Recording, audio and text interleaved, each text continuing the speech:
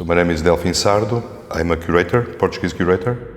I live in Lisbon, and my activity as curator I've been developing for the last 25 years or more. I started with a strong interest in the relation between art and architecture, which somehow corresponds to what I do, what I'll still do now. By my first interest on this relation comes from, let's say, my background. My studies were in philosophy, and somehow I was interested in this, the different versions of spatial models since modern times, and so I got to this focus on how art has developed in a very peculiar way since the first avant-garde movements in the beginning of the 20th century.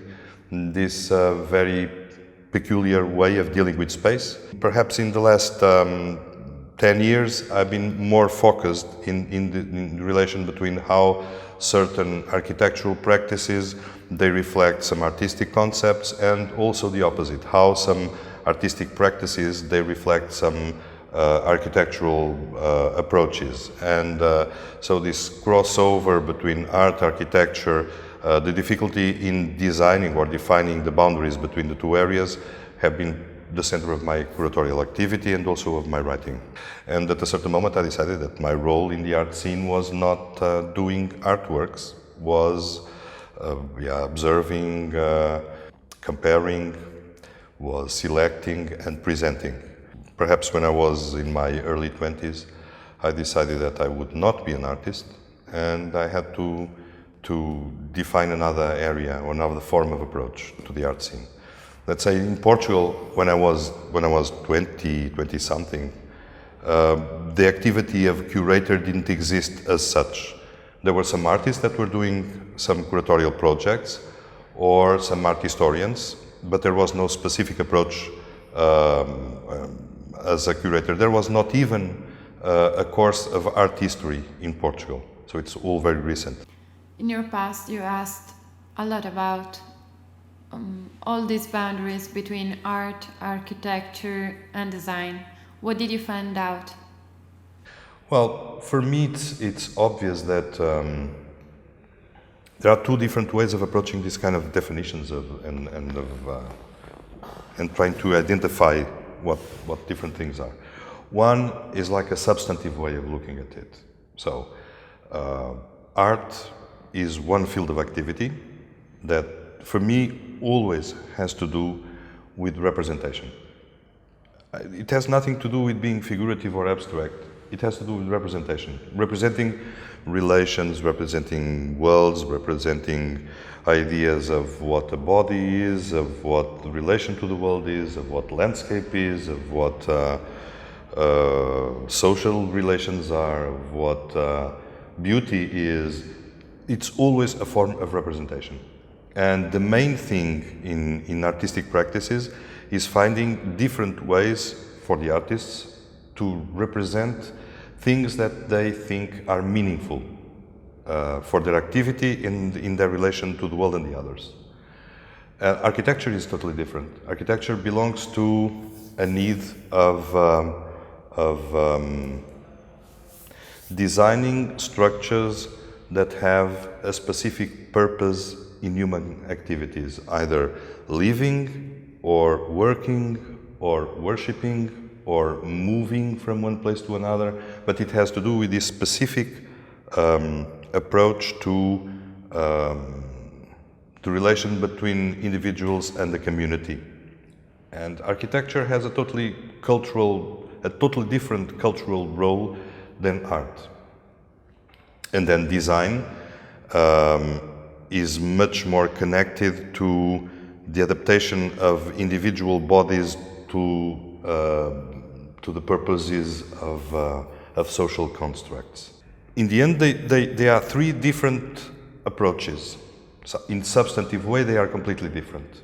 There are architects that are very much influenced by artists. There are artists that are very much influenced by architects or designers, and there are designers that are influenced by artists and architects, and that reflects and shows, and sometimes with a lot of complexity and a lot of sophistication in their works. Do you think that this cross activity between different areas like architecture, art and design, it's good or bad? You think it's good? I think it's good. I think the most interesting sometimes is not what is in the center of those activities, but is what is in the liminal spaces between them. It calls you attention to the fact that one of the poorest things that you can occupy your time with is identity. Identity is a moving thing, and the identity of art or the identity of architecture, they are also moving things. Although people that work inside, in the core of these areas, they know how to locate themselves in relation to other areas. And sometimes they approach other areas in ways that they cannot exactly know where they are. So I imagine always this as this connection between areas as a jump. So when you jump from one place to another, from one area to the other, it's very good to know which is the foot that you put on the floor to allow you to make the jump. You don't know where you're going to land, but you know exactly where you put your foot when you start. I'm worried with something in the art field, which is I think that the art scene in the last 20 years is somehow dangerously taken by the market. I think for an artist today, the role of being an artist is really difficult, because with the quantity of images that you have in the world, it's very difficult to produce new images that are meaningful. I think obviously architecture and design, they have a more direct social role.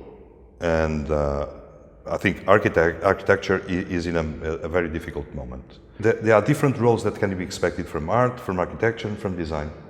I don't make the slightest idea of which one of them is going to be more important in the future. For sure, architecture will play an important role, and I hope art can find ways of continuing to play an important role. If you have to think about how could be the future world of art, I'm trying to be positive. I would like to think that the future of art is not so much driven by the market, that museums can reshape themselves and be real laboratories for artists and for the public. What will come out, we don't know where it will come from, but for sure it will have to do with new ways of building meaningful relations between the audience and the artwork that it sees. Working in a more close way with the artists, involving audiences in a more interesting way, and rethinking the exhibition as the tool for showing and presenting contemporary art. I think these are the ways that things will evolve in the near future. In the far future, I don't know. I don't make the slightest idea. So, but this is like I always thought that in the art scene, transformations never appeared from where we expect them. They appear from places that we didn't expect, either geographically, either in generation terms, either in cultural terms. That's one thing. And the other is that innovation in itself is not a value. It's a consequence. It can appear or not, but innovation is not a value in itself. I don't value the idea of new in itself. Is not a value for me.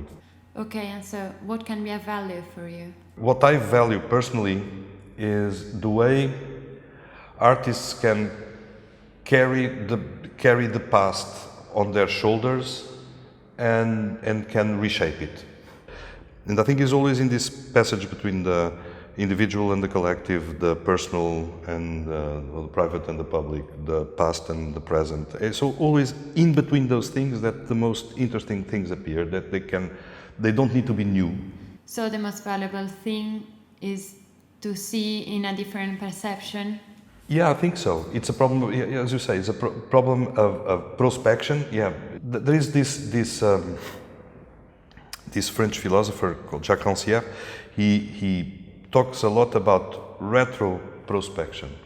Yeah. And I like very much this idea of retrospection. It's like looking at the future with a mirror. You know, there is this story that I love from the 17th and 18th century, when you had this idea of the Grand Tour. So every aristocrat needed to do the Grand Tour, go to Italy and to Greece, and see the monuments of the past or the Renaissance painting for real. And we're going to Florence and we're going to Athens or to Delft, whatever. And there was this device called Claude's mirror. That was a small mirror that everybody had one to see, and it was a mirror that had this specificity of not being a mirror like this one, like a normal mirror, but it was a convex mirror, and it was brown on the inside. So when you looked through it, you would see the landscape on your back in sepia. So it was like converting landscape into a drawing. And this, I like very much this metaphor of using a Claude mirror. So looking back to see what can be a prospect in the future with a perfect conscience that the tool that you use will transform what you project. So the artists that I admire are always artists that have this Claude's mirror of their own. You know, they built their own Claude's mirror. So they know exactly the tool that they use for observing backwards what can project them in the future.